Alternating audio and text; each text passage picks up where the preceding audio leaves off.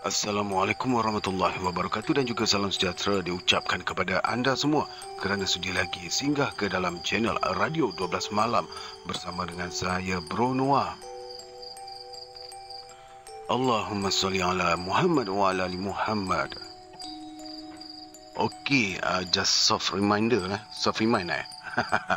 untuk peringatan bagaimana kawan-kawan yang terlepas episod, jangan lupa untuk masuk ke dalam playlist saya. Boleh lihat setiap episod-episod itu berada di dalam playlist. Telah saya asingkan mengikut jenis-jenis ataupun dipanggil pembahagian, maksudnya daripada Tamarjalis ataupun Tok Awangah ataupun lain-lain himpunan cerita mistik. Jadi bolehlah lawati ke dalam playlist yang telah saya sediakan. Okey, tanpa membuangkan masa lagi, kita akan teruskan dengan episod 6 dan 7 dari Tamarjalis. Juga untuk peringatan, sebelum kita teruskan, jangan risau ya, video-video saya tak ada pun jump scare. Okey, jom kita teruskan.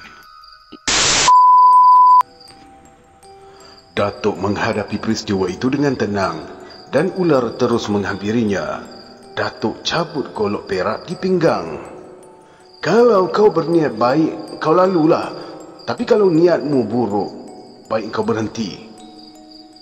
Sebaik saja Datuk mengakhiri cakapnya itu, ular sudah pun berada di hadapannya. Ular itu pun panggung kepala. Bagaikan kilat Datuk mencantas kepalanya. Badan ular tersebut terus dikerat menjadi 3. Jatuh ke dalam perut sungai satu-satu, barulah puas hati Datuk. Malam bertambah dingin. Daun-daun pokok di kiri dan kanan jalan bergerak-gerak diterjang oleh angin. Bunyi suara burung hantu bersahut-sahutan. Diselang-seli pula dengan raungan anjing yang mendayu-dayu. Datuk merenung ke dalam sungai. Dia lihat air sungai yang mengalir tenang itu bergolak dan berombak. Datuk pasti di tempat air yang beralun dan berombak itulah bangkai ular yang dipotongnya jatuh. Makin lama, makin kuat alun dan gelombang air sungai itu bersama dengan bunyi yang hebat. Datuk terdengar bagaikan ada orang yang mandi di situ. Datuk termenung. Belum pernah dia berhadapan dengan hal-hal sebegitu. Matanya terus juga merenung pada air sungai yang beralun dan berbunyi dengan teliti. Datuk berdebar juga, terniat dalam hatinya mahu meninggalkan tempat tersebut. Niat itu dimatikan dengan sendirinya bila timbul desakan dalam hatinya untuk mengetahui apakah benda yang berada dalam perut sungai itu. Dalam suasana agak kelam kabut itu, Datuk terpandang air sungai mula melimpah ke tebing. Di tengah-tengah sungai itu timbul pula satu lembaga besar yang hitam, badannya sebesar kerbau jantan. Lembaga itu terus timbul. Setiap kali lembaga itu bergerak, air terus bergelombang merempuh pokok-pokok keladi di tebing sungai. Semuanya tumbang. Macam selalu, bila berhadapan dengan perkara-perkara yang aneh, Datuk akan membaca ayat-ayat suci Al-Quran. Kali ini Datuk terus membacakan Kali ini Datuk terus membacakan Ayatul Kursi dengan khusyuk. Semasa dia membaca ayat-ayat itu, lembaga di dalam sungai terus mengamuk dan bertempik bagaikan suara gajah. Datuk tidak peduli. Dia terus membaca. Bila ayat itu habis dibaca, suasana di dalam sungai kembali normal. Air sungai terus mengalir tenang. Daun-daun pokok tidak bergerak meskipun angin malam bertiup. Syaitan, kata Datuk sambil meninggalkan tempat tersebut.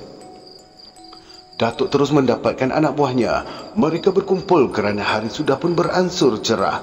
Datuk terus membawa anak buahnya ke surau dan menunaikan solat subuh. Selepas solat, mereka pun berpecah meneruskan kerja masing-masing. Separuh daripada anak buahnya terus ke paya besar untuk menori getah dan separuh lagi pergi ke tempat perusahaan membuat batu-bata di jalan pari. Banyak jugalah anak buah Datuk yang menjadi buruh di syarikat perusahaan itu. Datuk tidak pula menceritakan apa yang dialaminya pada orang-orang kampung.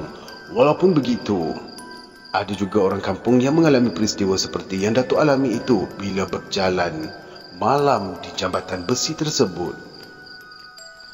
Jambatan besi itu masih lagi ada sehingga sekarang, terletak di antara kampung Pulau Kabung dengan kampung Mandi Upeh.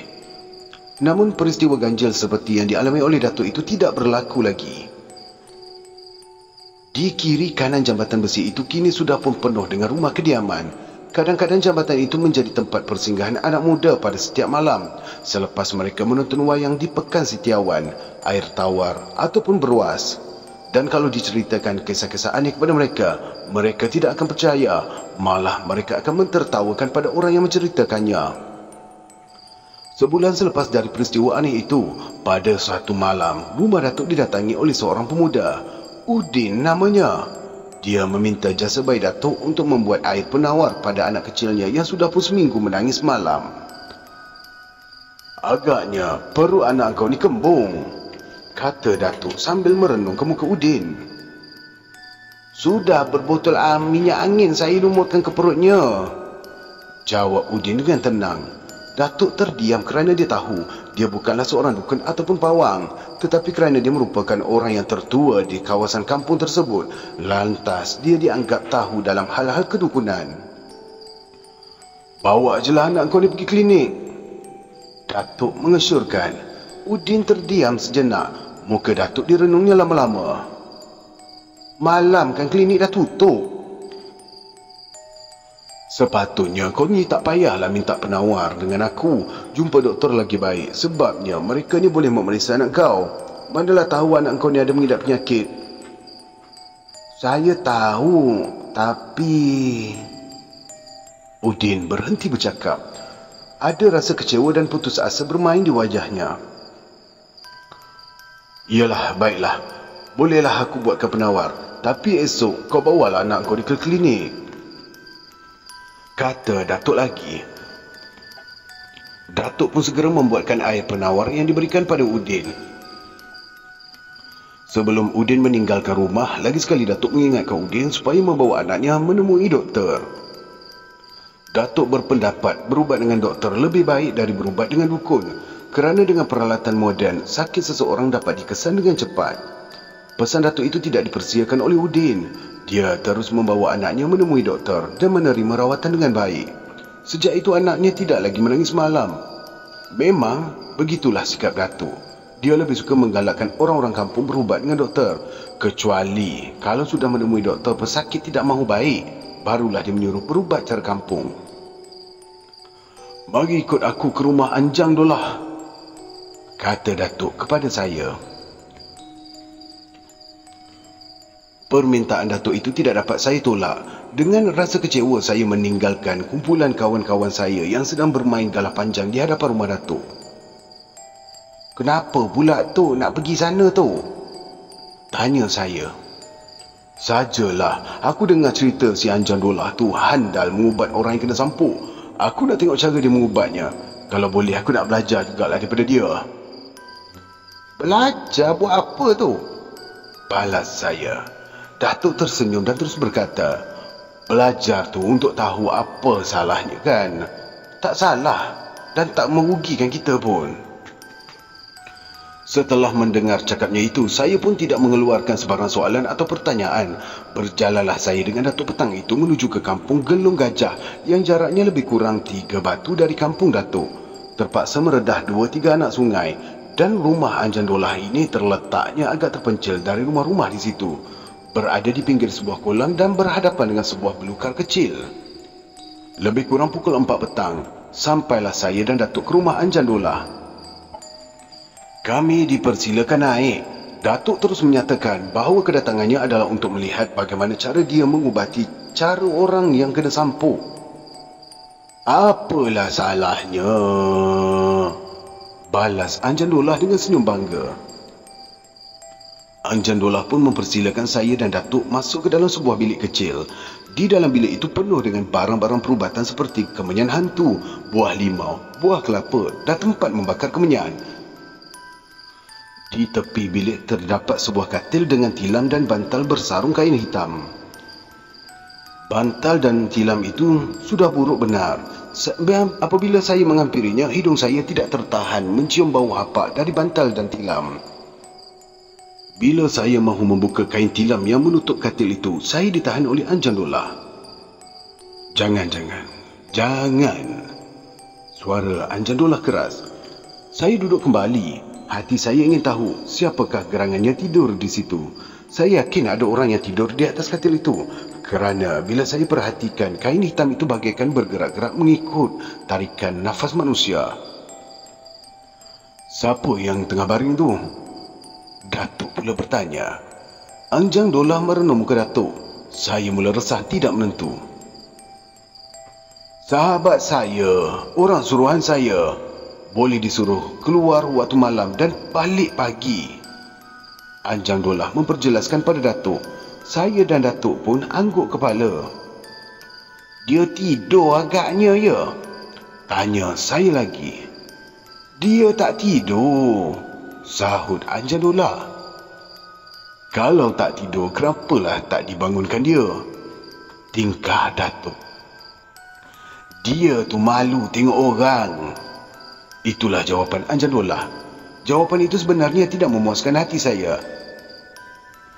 Dan saya mahu bertanya lagi. Bila saya mahu membuka mulut, Datuk segera mencuit bahu saya. Fahamlah saya. Bahawasanya Datuk tidak mahu saya menyoal lebih lanjut tentang apa yang berada di atas katil. Anjang Dollah meninggalkan kami di dalam bilik. Ada orang datang ke rumahnya. Sepeninggalan Anjang Dollah itu, bulu roma saya mula berdiri. Rasa takut datang dalam hati saya. Kalaulah tidak ada Datuk di samping, pastilah tempat itu saya tinggalkan. Anjang Dollah pun datang. Dia minta kami duduk di ruang tengah. Di ruang tengah itu terdapat seorang perempuan muda, duduk bersila di atas lantai. Perempuan muda itu datang ke rumah Anjang Dollah kerana mahu meminta tolong mengubati adiknya yang menjerit dan meraung tidak tentu arah macam orang gila. Adik saya kena buatan orang ni Pak Anjang, kata perempuan tua itu dengan muka yang agak muram. Dia ni terpaksa diikat dengan tali di tiang rumah, tambah perempuan itu lagi. Anjang Dollah menggigit bibir dan terus melagakan gigi atasnya dengan gigi bawah beberapa kali. Tanpa bercakap sepatah, Anjang Dollah terus ke dapur. Datang semula ke ruang tengah dengan mangkuk putih yang penuh berisi air. Marilah masuk ke dalam bilik saya ni. Anjang Dollah menjemput perempuan, Datuk dan juga saya. Kami pun masuk ke dalam biliknya. Anjang Dollah bersila di hadapan katil. Matanya merenung air di dalam mangkuk putih sambil mulanya membacakan sesuatu. Entah apa yang dibacanya, saya pun tidak tahu. Dia menoleh ke belakang merenung perempuan muda seraya berkata, "Engkau balik dulu." Bila perempuan itu sampai dekat muka pintu, Anjang Dollah memanggilnya kembali dan menyuruh perempuan itu duduk di hadapannya. Perempuan itu akur dengan perintahnya itu. Anjang Dollah terus membacakan sesuatu. Lebih kurang 10 minit Anjang Dollah berbuat begitu. Mukanya bertukar menjadi hitam. Matanya menjadi hijau berkilau. Separuh anggota badannya pula menggeletar macam orang yang kesejukan. Lama jugalah Anjang Dollah menjadi begitu. Hati saya, hanya Tuhan sahaja yang tahu betapa takutnya saya ketika itu. Bila wajahnya berubah dalam keadaan biasa, barulah Anjang Dollah pun bersuara. Tetapi suaranya bertukar menjadi parau. Siapa nama adik kau? Nama adik kau?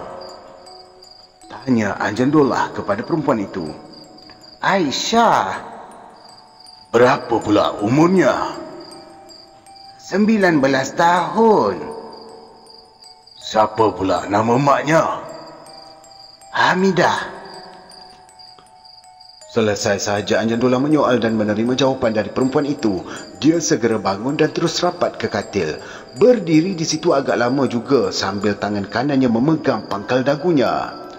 Hai sahabatku yang setia, pergilah engkau ke tempat asalmu. Ambillah sehelai rambut perempuan yang mati beranak, kata Anjang Dollah. Kain hitam itu pun mula bergerak. Datuk duduk dengan tenang. Saya merasakan mahu buang air kecil. Terasa juga mahu buang air besar. Saya jadi serba salah. Rasa mahu buang air kecil dan besar itu hilang juga bila saya terfikir kalau masa membuang nanti, kain hitam itu akan datang pula kepada saya. Nanti buruk padanya. Pergilah sahabatku, ulang lagi Anjang Dollah. Dengan tiba-tiba kain hitam itu terjatuh atas lantai. Apa yang saya lihat di atas katil ialah bantal dan tilam itu bergerak sendiri. Tilam itu bagaikan digulung oleh orang. Dia tak pun pergi, kata Anjang Dolah kepada Datuk. Datuk pun menganggukkan kepalanya. Anjang Dolah pun mengambil kain hitam dan terus memberikan kepada perempuan muda itu tadi. Kau rimbaskan kain hitam ke muka adikmu sebanyak 7 senja. Selepas tu, kalau tak mahu juga hilang, kau datang balik semula ke sini, kata Anjang Dolah. Dan perempuan itu pun menghulurkan wang kepada Anjang Dolah. Dengan tenang perempuan itu meninggalkan rumah Anjang Dolah. Ini baru sedikit saja. Minggu depan kalau kalian datang, kalian boleh lihat cara lain yang saya mengubati. Saya boleh kenalkan awak berdua dengan sahabat saya itu. Megah benar Anjang Dolah. Baik, nanti saya datang lagi ya, sahut Datuk. Datanglah, tapi seeloknya kena datang malam tau. Baiklah. Datuk memberikan janji. Sesungguhnya janji yang diberikan oleh Datuk kepada Anjang Dolah adalah satu penyiksaan kepada diri saya. Bila masa yang dijanjikan sampai, berangkatlah saya dengan Datuk menuju ke rumah Anjang Dolah. Kami terpaksa menggunakan andang yang dibuat dari daun kelapa untuk menyuluh jalan. Malam cukup gelap. Tidak ada pun sebiji bintang pun di langit. Sepanjang perjalanan, telinga kami diasak dengan suara-suara katak dan suara burung jampuk, malah burung hantu. Bulu roma saya tegak berdiri bila terdengar suara lolongan anjing sayup-sayup dari pinggir kampung.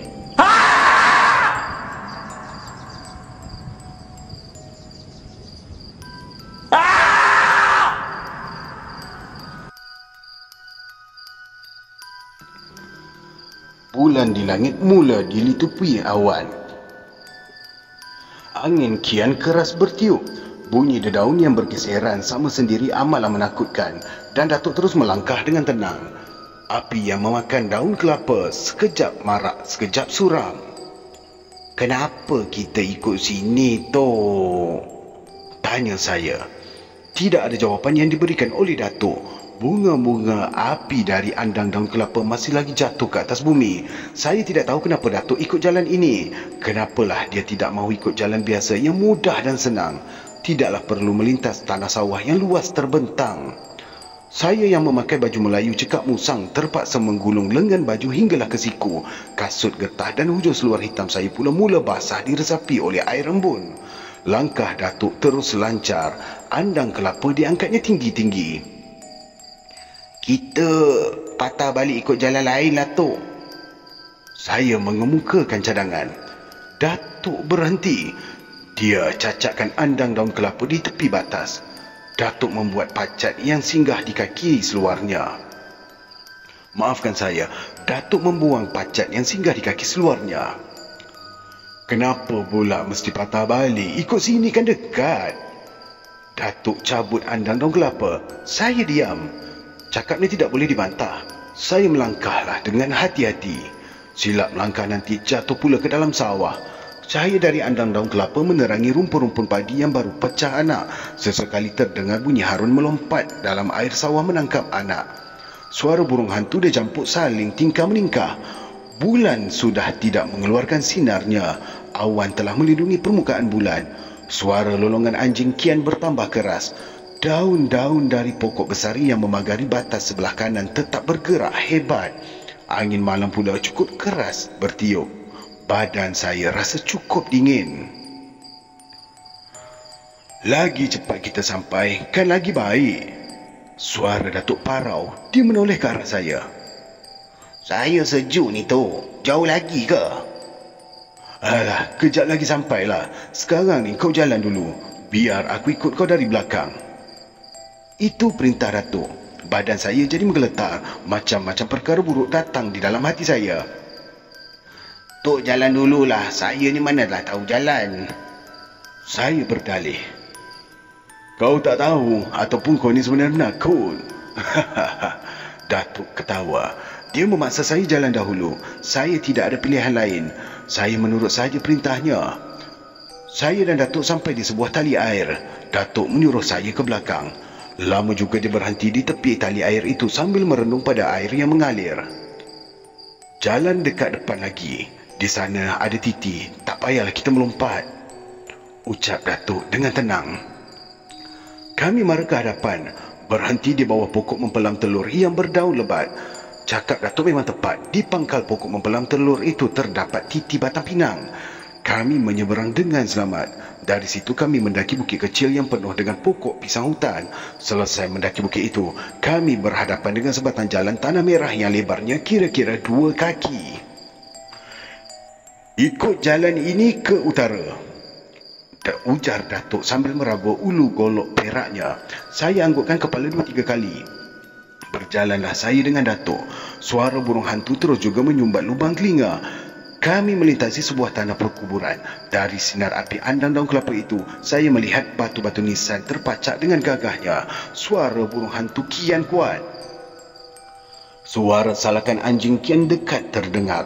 Pokok-pokok puding dan pokok-pokok kecil lain yang berhampiran dengan tanah kubur, saya lihat bergerak-gerak bagaikan ada benda yang menggoncangnya. Awan tebal yang melindungi bulan pun mula beredar dan sinar bulan mula menerangi sebahagian dari jalan yang kami lalui. Tiba-tiba awan tebal datang kembali menutup bulan dan andang kelapa yang saya bawa pun terpadam. Datuk berhenti. Dia membakar andang kelapa yang baru. Memang Datuk dan saya membawa 2-3 andang daun kelapa untuk digunakan dalam satu-satu keadaan yang tertentu. Jalan cepat sikit, aku rasa macam tak berapa sedap hati ni. Datuk menyuarakan suara hatinya. Saya diam. Langkah kau tu cuba panjang sikit, tambah Datuk lagi. Saya hanya boleh anggukkan kepala sahaja. Tidak lebih dari itu. Angin malam yang bertiup menjatuhkan dedaun tua dan ranting-ranting. Berderup-derup bunyinya bagaikan orang mematah kayu kering. Saya mula terasa cemas, tapi saya tidak menyatakan hal itu kepada Datuk. Saya dan Datuk jalan dan terus berjalan. Matlamat kami mahu sampai ke rumah Anjan Dolah dengan secepat mungkin. Barangkali Anjan Dolah sudah pun bersila di muka pintu menanti kedatangan kami. Agaknya Anjan Dolah pun sudah menyediakan semua barang yang dipergunakannya untuk kami, fikir saya dalam hati. Tanah perkuburan tua agak jauh yang telah kami tinggalkan. Dada saya terasa lapang. Namun batin saya terus menyumpah seranah suara burung hantu yang seakan-akan mengikuti langkah kami. Datuk berhenti berjalan. Siapa itu? Suaranya perlahan. Saya merenung ke hadapan. Saya terpandangkan benda putih berjalan terhincut-hincut di hadapan Datuk dan saya. Kerana bulan dilitupi awan tebal dan cahaya dari andang Datuk tidak menyala dengan baiknya, saya tidak dapat melihat dengan jelas benda tersebut. Barangkali ada orang nak lalu. Datuk bersuara tenang. Saya juga sependapat dengan Datuk. Suara burung hantu dan campuk bertambah galak. Salakan anjing bertalu-talu, sayup-sayup dan memanjang pula, bagaikan orang menangis di malam yang sepi. Benda putih itu terus menghampiri kami. Bila Datuk mahu menegurnya, benda putih tersebut itu pun hilang entah ke mana. Saya tidak dapat memastikan apakah dia masuk ke dalam hutan pokok pisang di kanan ataupun masuk ke dalam belukar di kiri jalan. Benda putih itu menjelma di hadapan kami lagi. Bukannya manusia ni, Datuk membisikkan ke telinga saya. Serentak dengan itu dia memadamkan api andang daun kelapa. Kita ke tepi, biarkan dia lalu, perintah Datuk. Saya patuh pada arahan Datuk. Kami berdiri di balik pokok besar getah. Benda putih itu melintas di hadapan kami. Saya tidak dapat melihat bentuk mukanya. Apa yang saya lihat pada benda putih itu berjalan tanpa kaki, tidak mempunyai kepala, berjalan menuju ke kawasan tanah kuburan. Saya dan Datuk melihat Anjan Dolah datang membawa cangkul. Apa benda pula ni, Tok? Saya tanya kepada Datuk. Engkau diam, kau ikut saja apa yang aku buat. Baik, Tok. Baik. Saya menoleh ke kiri dan ke kanan. Datuk melangkah ke jalan tanah merah. Dia menarik tangan saya mengikuti langkah Anjan Dolah menuju ke kawasan perkuburan. Saya menurut sahaja. 2-3 kali saya tersungkur kerana tersepakkan batu-batu nisan. Datuk berhenti. Saya mendongak ke langit. Awan tebal sudah pun berlalu dari sisi bulan. Dengan pertolongan sinar bulan 16, kami nampak apa yang dilakukan oleh Anjan Dolah. Dia sedang mencangkul tanah perkuburan. Benda putih itu pula duduk dekat dengan batu nisan. Anjan Dolah dapat menyelesaikan semua tugas-tugas dalam masa kurang 45 minit. Seluruh badannya dibasahi peluh, nampak berminyak-minyak ditampar sinar rembulan 16. Dia duduk di pangkal pokok cempedak. Kemudian dia berkata pada kawannya yang nampak putih itu, benda putih tanpa kepala dan kaki itu bagaikan terawang-awangan, bergerak dan berhenti di hadapan Anjan Dolah. Hei sahabatku, kau tunggu di sini. Biarkan aku ambil kain kapan dan rambut perempuan. Kemudian kau bawa barang-barang itu pulang ke rumah kita. Dan kau tunggulah aku di sana. Aku tidak boleh balik bersama kerana banyak kerja yang mahu aku selesaikan. Itulah yang dicakapkan oleh Anjan Dolah kepada sahabatnya. Anjan Dolah terjun ke dalam kubur. Dia mengambil kain kapan orang mati beranak dan rambutnya sekali. Lama juga Anjan Dolah berada di dalam kubur itu. Benda putih tanpa kepala dan kaki berlega-lega di tepi kubur. Kadang-kadang dia nampak bagaikan duduk di akar pokok cempedak. Suara burung hantu pula kian gamat. Suara jampuk bersaut-sautan. Lolong anjing tingkah meningkah. Suara dahan kayu berlaga sesama sendiri jelas kedengaran di rempuh angin malam.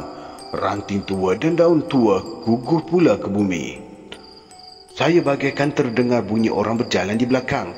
Bila ditoleh, tiada siapa pun. Saya bagaikan terdengar bunyi burung yang terbang di atas kepala. Bila diperhatikan, tidak ada apa-apa pun. Bulu tengkuk saya berdiri tegak. Macam-macam perkara aneh yang saya rasakan. Saya rapat kepada Datuk yang duduk tenang. Mulutnya membacakan sesuatu. Saya sendiri tidak tahu apa yang dibacakan olehnya. Kau ingat, tidak ada benda yang berkuasa di dunia ini selain daripada Allah yang Maha Besar, dan tiada manusia yang boleh melawan kekuasaannya. Ingatkanlah Allah yang Maha Besar. Datuk memberitahu saya bila dilihatnya saya menggeletar sendirian. Kau lihat di depan. Datuk menajamkan mulutnya ke arah kubur yang digali oleh Anjan Dolah. Saya merenung ke hadapan. Saya lihat benda putih tanpa kepala dan kaki itu terjun ke dalam kubur. Saya terdengar bunyi suara Anjan Dolah terpekik dalam kubur. Tanah kubur berterbangan ke udara. Serentak dengan itu juga saya dengar suara mengaum macam suara harimau dari dalam kubur. Suara jeritan Anjan Dolah beransur lemah. Tanpa dapat ditahan, Datuk meluru ke tanah kubur.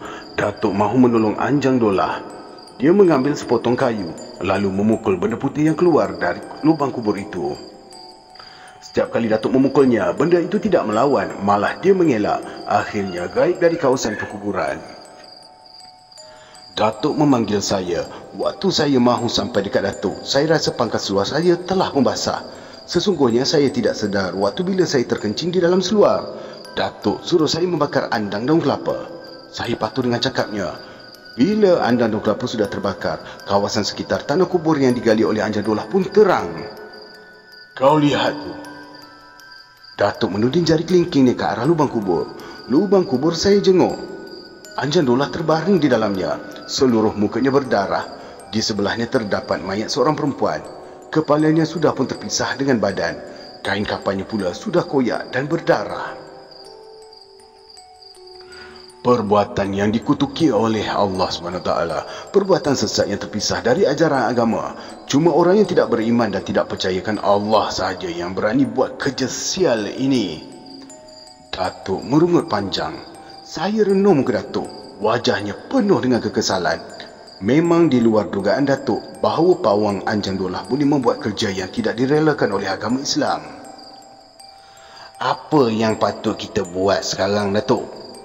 Saya menyoal Datuk. Lama juga Datuk termenung di situ. Saya tidak tahu apa yang difikirkannya. Sebagai orang Islam, Anjan Dolah dia tak boleh dibiarkan begini. Dia harus dimandikan, dikapan dan ditanam serta dibacakan talqin. Terang Datuk. Siapa pula yang nak uruskan semuanya ni, Tok? Siapa lagi? Kitalah yang mesti selesaikannya. Datuk bersuara tegas. Dia tu buat kerja yang silap, Tok. Biarkan sajalah dia dekat situ. Bantah saya. Datuk senyum. Suara burung hantu dan jampuk terus bersahutan.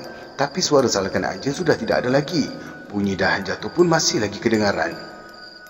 Kau silap. Kita tahu yang dia ni memang beragama Islam. Soal dia membuat kerja yang tak baik tu, itu dia dengan Tuhan. Datuk memberitahu saya. Datuk membuat keputusan yang tepat.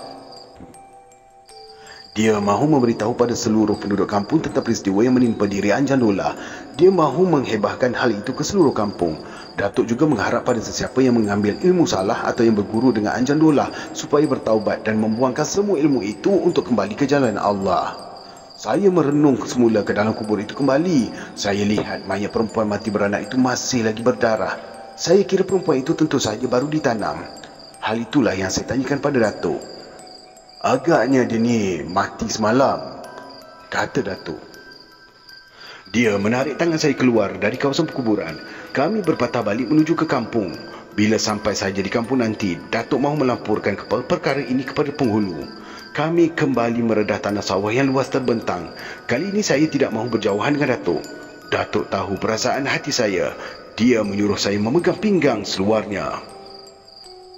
Sebaik saja kami sampai di gigi kampung, saya dan Datuk terserempak dengan Imam Hamid. Dia agak terkejut bila kami nyatakannya kami baru saja kembali dari tanah kubur. Apa halnya? Tanya Imam Hamid. Panjang ceritanya. Dan Pak Imam ni dari mana pula? Soal Datuk. Imam Hamid terdiam. Kemudian dia memberitahu kami bahawa dia juga mahu pergi ke kubur. Apa sebabnya? Datuk mengemukakan soalan. Imam Hamid masih lagi diam sejenak. Anak aku sepinah ni mati beranak. Dah ditanam pun pagi semalam. Kami tak tahu pun tu. Jawab Datuk. Silap aku. Aku mahu menanamnya cepat. Tiba-tiba malam ini hati aku teringatkan dia. Aku bimbang kuburnya dikorek orang. Kau sendiri tahulah sekarang, kubur perempuan mati beranak ni suka sangat digali orang. Terang Imam Hamid. Mendengar cakap Imam Hamid itu, wajah Datuk segera berubah. Dia mula ragu dengan apa yang dituturkan oleh Imam Hamid. Jauh dalam hati Datuk, timbul satu pertanyaan. Apakah Imam Hamid bersubahat dengan Anjan Dola dalam perkara ini? Datuk terus menepuk bahu Imam Hamid dan mengajaknya pulang. Imam Hamid keberatan. Datuk terus memujuk. Ada sesuatu yang mahu disoal oleh Datuk pada Imam Hamid. Kalaulah Imam Hamid membuat kerja yang terlarang, dia mahu memujuknya supaya kembali ke jalan Allah. Ke rumah saya sajalah malam ni. Ada hal yang mahu saya tanyakan pada Pak Imam, kata Datuk. Mendengar cakap Datuk itu, muka Imam Hamid pun berubah menjadi pucat.